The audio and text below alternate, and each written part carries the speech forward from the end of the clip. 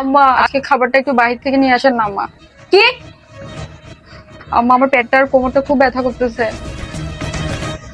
বউ, এটা তোমার লাস্ট মাস চলতেছে, আর এই সময়টাতে একটু একটু ব্যথা হয়, কোমরে পায়ে সব জায়গায় ব্যথা হয়।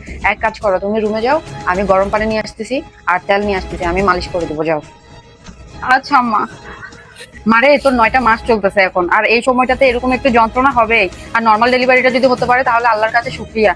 আর যদি বলি ব্যথার কথা, কত ব্যথা সহ্য করতে হবে রে মা।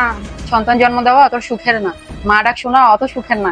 অনেক কষ্ট সহ্য করতে হয়, অনেক ব্যথা সহ্য করতে হয়। বাচ্চা হওয়ার পর রে মা, একটা মায়ের আবার নতুন করে জন্ম হয়। ঠিক, তুই চলে আসছস, যা আজকে দুপুরের খাবারটা একটু বাইরে থেকে নিয়ে আয়। মা ও খাবারটা বানাতে পারে না, তাও আবার তোমাকে দিয়ে মালিশও করাচ্ছে। প্রেগন্যান্সির নাম করে সব ও নাটক করতেছে। নাসরিন, তোমার কি লজ্জা নেই? সারাটা দিন আমার মাকে দিয়ে কাজ করাও। নাটক বন্ধ করো আর গিয়ে রান্না করো। বৌমা, তুমি রুমে যাও, আর তুই আমার সাথে আমার রুমে আয়।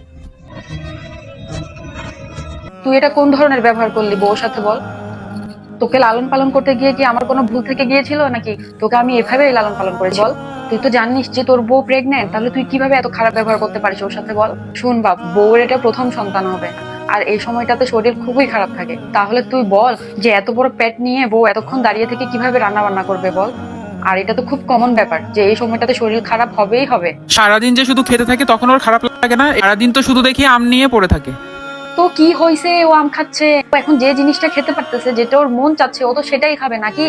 ও যে কোনো খাবার খেতে যাচ্ছে, ও বমি করে ফেলে দিচ্ছে। বমি করে ফেলে দেওয়ার চাইতে এটা ভালো না যে যেটা ওর মন চাচ্ছে ও সেটা খাচ্ছে। আর বেশি বমি করলে বাচ্চার জন্য ক্ষতি, ওর জন্য ক্ষতি। আর তুই সেবার কথা বলতে পার, সেবা করলে সমস্যা কি? আরে আমি তো ওর মাই।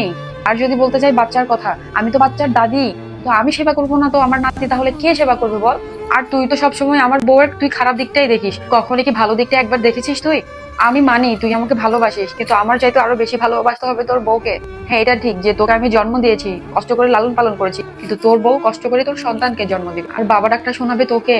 শোন বাপ, নারীদেরকে সম্মান কর, এই কারণে না যে সে নারী, এই কারণেই করবি যে একটা ভালো পরিবারেই তোর জন্ম হয়েছে, তোর মা তোকে ভালোভাবে লালন পালন করতে পেরেছে। শোন বাপ, অনেক মেয়েই যায় যে আমার শ্বশুর বাড়ির লোক যেমন হোক না কেন, কিন্তু আমার স্বামীটা যেন ভালো হয়, আমাকে গালাগালি না করে, আমাকে যেন সে বুঝে, আমাকে যেন সে মারধর না করে, সবার সামনে যেন সে আমার সম্মানটা রাখে অন্তত।